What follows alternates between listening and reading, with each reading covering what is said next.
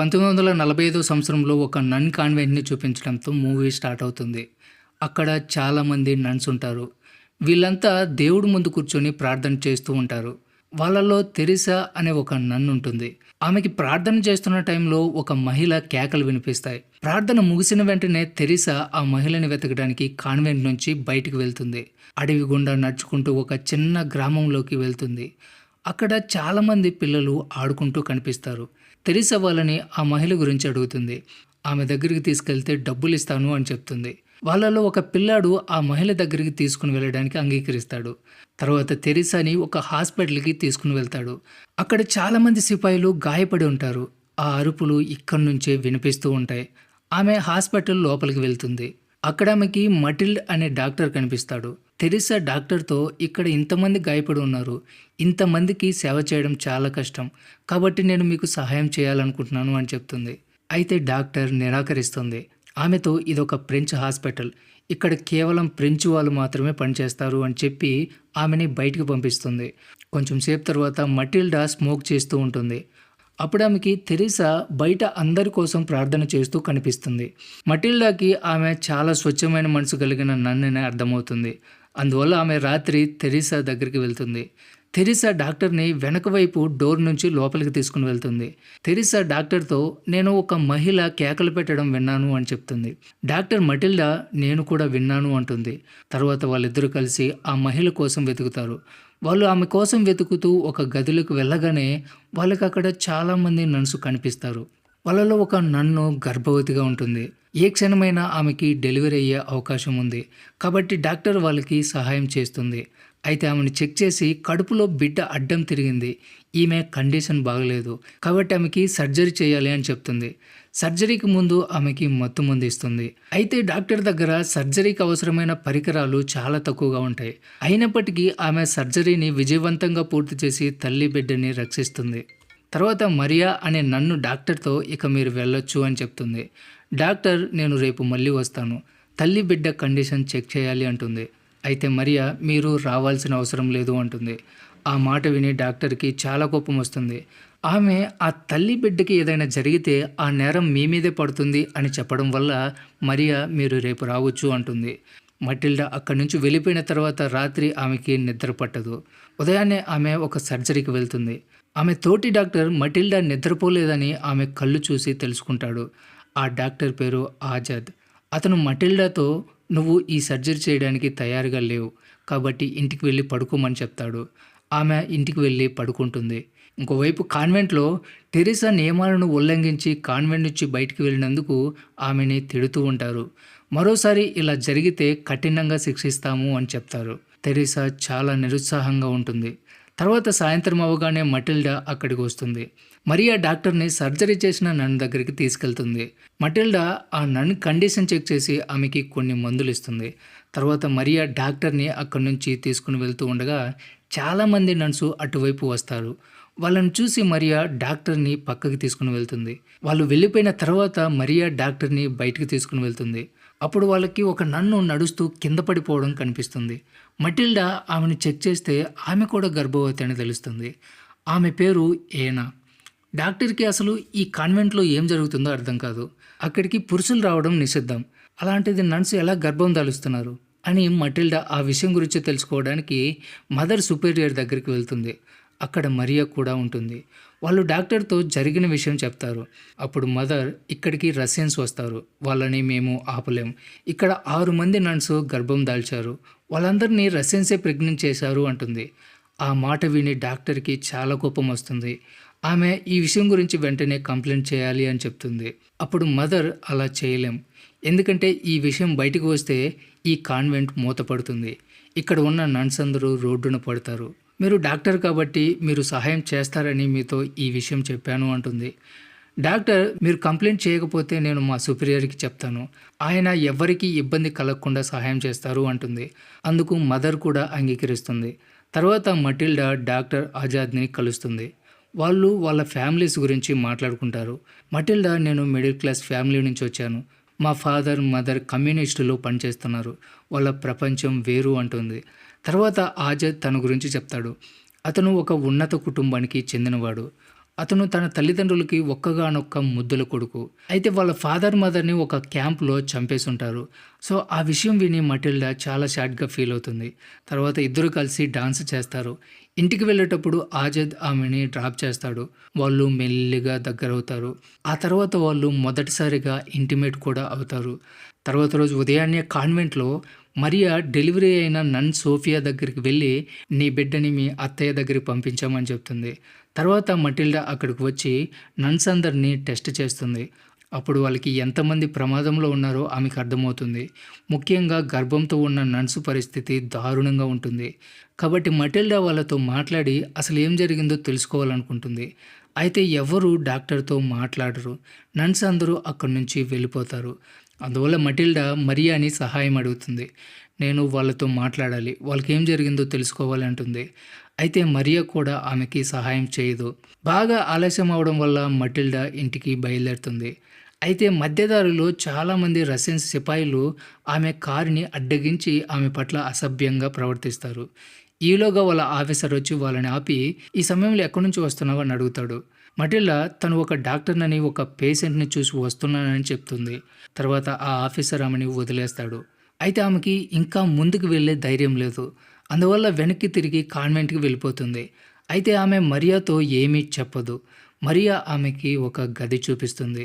మరియా వెళ్ళిపోయిన తర్వాత మటిల్డా బోరున ఏడుస్తుంది. తర్వాత ఉదయాన్నే రష్యన్స్ ఆఫీసర్స్ అక్కడికొస్తారు. వాళ్ళు కాన్వెంట్ మొత్తం సెర్చ్ చేస్తారు. ఎందుకంటే వాళ్ళు కాన్వెంట్‌లో శత్రువులని దాచారు అని వాళ్ళ అనుమానం. ఈలోగా అక్కడికి మటిల్డా వస్తుంది. వాళ్ళతో ఇక్కడ టైఫస్ వ్యాపించింది. అందుకే వాళ్ళకి వైద్యం చేయడానికి ఇక్కడున్నానని చెప్పి వాళ్ళని నమ్మించి అక్కడి నుంచి పంపించేస్తుంది. తర్వాత మదర్ ఆరోగ్యం కూడా పాడైందని డాక్టర్ తెలుసుకుంటుంది. రష్యన్స్ ఆమెను కూడా రేప్ చేస్తూ ఉంటారు. వాళ్ళు ఏ ఒక్క నన్నుని కూడా వదిలిపెట్టలేదు. తర్వాత మరియా అక్కడి నుంచి వెళ్ళిపోతూ ఉంటుంది. అప్పుడు నన్స్ అందరూ వచ్చి ఆమెని కౌగిలించుకుని, "మీరు ఇక్కడి నుంచి వెళ్ళొద్దు. మీరు ఏదైనా సరే అడగండి. మేము సమాధానం చెప్తాం" అని మటిల్డాని వేడుకుంటారు. అప్పుడు మటిల్డా, "నేను తప్పకుండా మళ్ళీ వస్తాను. ప్రస్తుతం నాకు పనుంది. ఇప్పుడు నన్ను వెళ్ళనివ్వండి" అంటుంది. తర్వాత కల్నల్ ఆమెని, "నువ్వు అక్కడ ఇక్కడ తిరగడానికి వీల్లేదు. నువ్వు హాస్పిటల్‌లోనే ఉండాలి. ఒకవేళ నువ్వు బయటికి వెళ్ళినట్లు తెలిస్తే నీపై రిపోర్ట్ చేస్తాను" అని వార్నింగ్ ఇస్తాడు. ఈ విషయం తెలిసిన వెంటనే ఆజాద్ మటిల్డా దగ్గరికి వెళ్తాడు. ఆమెని, "నువ్వు ఇక్కడి నుంచి వెళితే అందరికంటే ఎక్కువగా బాధపడేది నేనే. నువ్వు నా కోసమైనా ఇక్కడే ఉండాలి" అంటాడు. నిజానికి ఆజాద్ ఈ రాత్రి మటిల్డాతో గడపాలి అనుకుంటున్నాడు. అయితే ఆమె, "నా కండిషన్ బాగలేదు" అని చెప్తుంది. కాబట్టి ఆజాద్ అక్కడి నుంచి వెళ్ళిపోతాడు. తర్వాత రాత్రి మటిల్డా మళ్ళీ సైకిల్ మీద కాన్వెంట్‌కి వెళ్తుంది. ప్రెగ్నెంట్‌గా ఉన్న ఒక్కొక్క నన్‌కి ట్రీట్మెంట్ చేస్తుంది. అదే సమయంలో డాక్టర్‌కి ఇంకో అమ్మాయితో పరిచయం అవుతుంది. ఆమె చాలా సంతోషంగా ఉంటుంది. ఎందుకంటే ఆమెని ప్రెగ్నెంట్ చేసిన రష్యన్ సిపాయిని ఆమె ప్రేమిస్తూ ఉంటుంది. అతను కూడా ఆమెని ప్రేమిస్తూ ఉంటాడు. అతను లేకపోయి ఉంటే రష్యన్స్ ఈ పాటికి నన్స్ అందరిని చంపేసేవాళ్ళు. అతను చాలా మంచివాడు అని చెప్తుంది.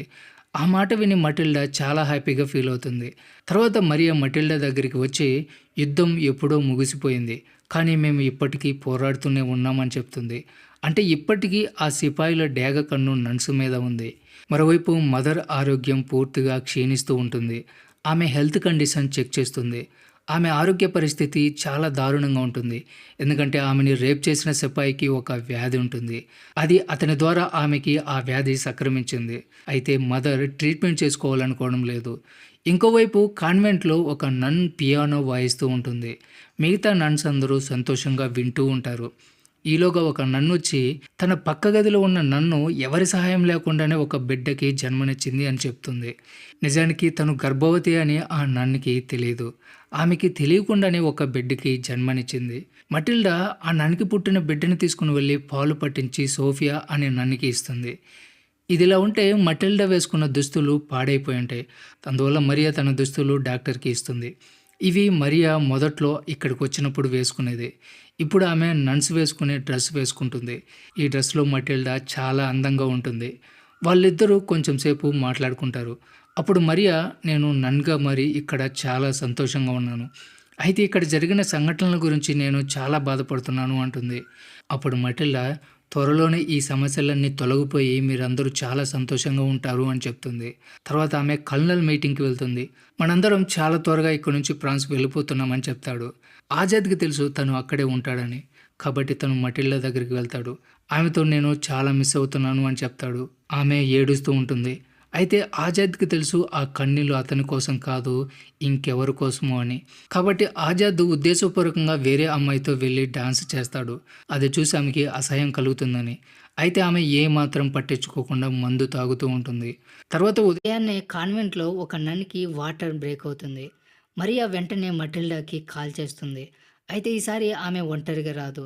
ఆజాద్‌ని కూడా తీసుకొని వస్తుంది. అతనితో ఇప్పుడు నీ అవసరం చాలా ఉంది. నువ్వు నాతో రావాలి అంటుంది.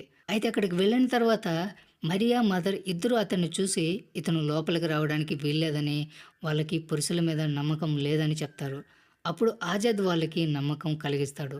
నేనిక్కడికి తప్పు చేసి నరకానికి వెళ్ళడానికి రాలేదు. వృత్తిరీత్యా నేను డాక్టర్‌ని. కాబట్టి డాక్టర్‌గా నా బాధ్యత నిర్వహించడానికి వచ్చాను అని చెప్తాడు. అతని మాటలు విన్న తర్వాత మదర్ అతన్ని లోపలికి రావడానికి అనుమతిస్తుంది. వాళ్ళు లోపలికి వెళ్ళిన నన్స్ అందరికీ ట్రీట్మెంట్ చేస్తారు. తర్వాత మటిల్డా సోఫియా దగ్గరికి వెళ్తుంది. అయితే ఇప్పుడు ఆమె దగ్గర తన బిడ్డ లేదు. మరియా ఆ బిడ్డని అడిక్షన్ కోసం పంపించింది. అక్కడ పిల్లలని ఉంచుకోకూడదు. కాబట్టి వేరే వాళ్ళకి దత్తత ఇస్తారు. తర్వాత మదర్ సుపీరియర్ అక్కడికొచ్చి మరియా దగ్గర పిల్లాడిని తీసుకొని వెళ్ళిపోతుంది. అయితే సోఫియా ఆ పిల్లాడికి చాలా దగ్గరవ్వడం వల్ల వదిలి ఉండలేక ఆమె వెనకాలే వెళ్తుంది. అయితే ఆమె ఆ బిడ్డని దత్తత ఇవ్వడానికి తీసుకొని వెళ్ళలేదు. ఆ పిల్లాడిని ఒక దేవుడి శిలువ దగ్గర పెట్టి వెళ్ళిపోతుంది. అంటే ఆ పిల్లాడు అలాగే ఎండలో ఉండి చనిపోబోతున్నాడు. అది చూసి సోఫియా బోరున ఏడుస్తుంది. తర్వాత మరియా సోఫియా దగ్గరికొచ్చి ఆమెని ఓదార్చే ప్రయత్నం చేస్తుంది. అయితే ఆమె బాధ అంత సులభంగా తీరేది కాదు. ఇంకోవైపు మదర్ సుపీరియర్ దేవుడి ముందు నిలబడి తను చేసిన తప్పులకి క్షమాపణ కోరుతూ ఉంటుంది. ఆమె దేవుడితో నా దగ్గర వేరే మార్గం లేదు. ఇలా చేయకపోతే ఈ కాన్వెంట్ కూడా మిగలదని చెప్తుంది. ఇదిలా ఉంటే ఆజాద్, మటిల్డా ఇద్దరూ అక్కడ ఉన్న నన్స్‌కి ట్రీట్మెంట్ చేస్తారు. ఆ ఇద్దరు నన్స్‌కి ఇద్దరు పిల్లలు పుడతారు. అప్పుడు మటిల్డా మరియాకి వేడి నీళ్లు తీసుకురమ్మని పంపిస్తుంది. అయితే మరియాకి వెళ్ళే దారిలో ఒక గట్టి కేక వినిపిస్తుంది. ఆమె వెళ్లి చూసేసరికి సోఫియా పైనుంచి కింద దూకి ఆత్మహత్య చేసుకొని చనిపోయి ఉంటుంది. ఈలోగా మిగతా వాళ్ళు కూడా అక్కడికొస్తారు. ఆమె వాళ్ళకి దూరమైందని అర్థం చేసుకుంటారు. తర్వాత డాక్టర్స్ అక్కడి నుంచి వెళ్ళిపోతారు. వెళ్ళే దారిలో మటిల్డా కన్నీళ్లు పెట్టుకుంటుంది. తర్వాత ఆ రాత్రి నన్సందరూ కలిసి సోఫియా ఆత్మకి శాంతి చేకూరాలని ప్రార్థన చేస్తారు. తర్వాత రోజు మరియా ఒక గ్రామంలోకి వెళ్ళి ఒక మహిళని కలుస్తుంది. ఆమెతో సోఫియా చనిపోయిందని, ఇక ఈ లోకంలో లేదని చెప్తుంది. ఆమె అత్త సోఫియా చనిపోయిందని తెలిసి చాలా బాధపడుతుంది. అప్పుడు మరియా సోఫియా వస్తువులు ఆమెకిచ్చి తన బిడ్డ ఎలా ఉందని అడుగుతుంది. అప్పుడు ఆమె అత్త మీరు ఏ బిడ్డ గురించి అడుగుతున్నారు అంటుంది. అప్పుడు మరియాకి నిజం తెలిసిపోతుంది. మదర్ సుపీరియర్ ఏ బిడ్డని కూడా ఎవరికీ అప్పగించలేదని అర్థమవుతుంది. ఆమె వెంటనే కోపంతో కాన్వెంట్‌కి వెళ్తుంది. మదర్ దగ్గరికి వెళ్లి ఇలా ఎందుకు చేశావని నిలదీస్తుంది. అప్పుడు మదర్ ఎప్పటికీ ఈ రహస్యాన్ని నేను బయట పెట్టాలనుకోవడం లేదు. ఎందుకంటే ఇక్కడ రహస్యాలు బయట పెడితే కాన్వెంట్ మూతపడుతుంది అని చెప్తుంది. అయితే మదర్ ఇలా ఎన్ని రోజులు పిల్లల్ని చంపుతుందని మరియా మనసు బాధపడుతుంది. ఆమె రాత్రంతా ఏడుస్తూనే ఉంటుంది. తర్వాత రోజు ఉదయాన్నే ఎరిన్ అనే నన్ను పురిటి నొప్పులతో బాధపడుతూ ఉంటుంది. కొంచెం సేపు తర్వాత ఆమె ఒక బిడ్డకి జన్మనిస్తుంది. మరియా ఆ బిడ్డను చూసి ఉలుకు పలుకు లేకుండా నిలబడిపోతుంది. ఎందుకంటే ఈ బిడ్డ విషయంలో కూడా ఏం జరగబోతుందో తనకు తెలుసు. ఇంకోవైపు హాస్పిటల్‌లో అందరూ అక్కడి నుంచి వెళ్ళిపోవడానికి వస్తువులను సర్దుకుంటూ ఉంటారు. ఆ రాత్రి వాళ్ళు వీడ్కోలు చెప్పడానికి పార్టీ చేసుకుంటారు. అప్పుడు ఆజాద్, మటిల్డా పార్టీలో డాన్స్ చేస్తూ ఉంటారు. అదే సమయంలో అక్కడికి మరియా ఒక బిడ్డని ఎత్తుకొనొస్తుంది. జరిగింది మొత్తం ఆమెతో చెప్తుంది. ఆ పిల్లల్ని చంపలేను అంటుంది. మటిల్డా రాత్రంతా అదే విషయం గురించి ఆలోచిస్తూ ఉంటుంది. అప్పుడు ఆమెకి బయట ఒక అనాథ పిల్లాడు కనిపిస్తాడు. అప్పుడే ఆమెకి ఒక ఐడియా వస్తుంది. ఉదయాన్నే ఆమె కాన్వెంట్‌కి వెళ్తుంది.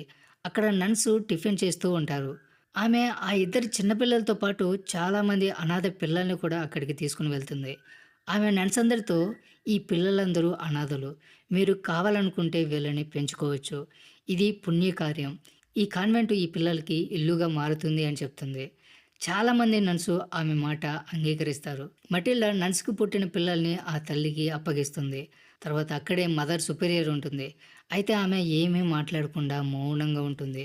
తర్వాత అందరూ మదర్ ఏం చెప్తుందని ఎదురు చూస్తూ ఉంటారు. ఈలోగా మరియా మదర్ దగ్గరికి వెళ్ళి మీరు ఏం చెప్పాలనుకున్నా ఇప్పుడే చెప్పండి. ఇదే మీకు మంచి అవకాశం అంటుంది.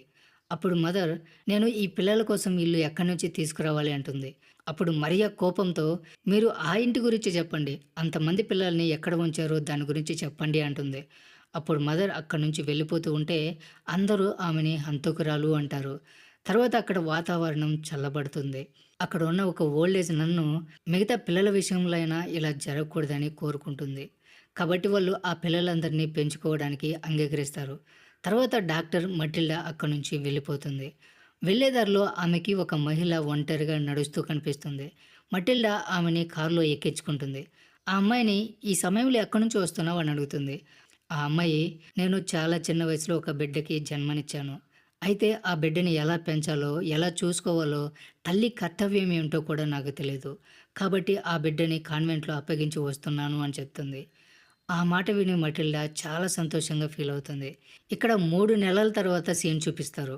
కాన్వెంట్‌లో అందరూ చాలా సంతోషంగా ఉంటారు. అన్ని వైపులా పిల్లల అల్లరి, కేరింతలు వినిపిస్తూ ఉంటాయి. ఇంతకుముందు కాన్వెంటు నిశ్శబ్దంగా ఉండేది. కానీ ఇప్పుడు కాన్వెంట్ అంతా చాలా సంతోషంగా ఉంది.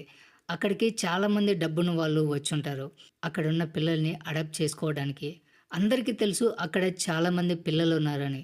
తర్వాత ఒక నన్ను మదర్ సుపీరియర్ దగ్గరకొస్తుంది. ఇప్పుడు ఆమె ఆరోగ్యం ఇంకా చేయి దాటిపోయి ఉంటుంది. ఆమె గది నుంచి బయటికి రావడానికి ఇష్టపడదు. తర్వాత మిగతా నన్స్ అందరూ కలిసి ఒక ఫోటో దిగుతారు. ఇప్పుడు మటిల్డా ఫ్రాన్స్ హాస్పిటల్‌లో ఉంటుంది. అప్పుడు ఆమెకి ఒక టెలిగ్రామ్ వస్తుంది. అందులో వాళ్ళందరూ కలిసి దిగిన ఫోటో ఉంటుంది. లెటర్‌లో మరియా ఇప్పుడు ఇక్కడ కేవలం సంతోషం మాత్రమే ఉంది అని రాసుంటుంది. ఈ పదాలు చదవగానే మటిల్డా కళ్ళల్లో నీళ్లు తిరుగుతాయి. ఈ సీన్‌తోనే మూవీ ఎండ్ అవుతుంది. సో ఇది ఫ్రెండ్స్ ఇవాల్టి video. Don't forget subscribe. Thanks for watching.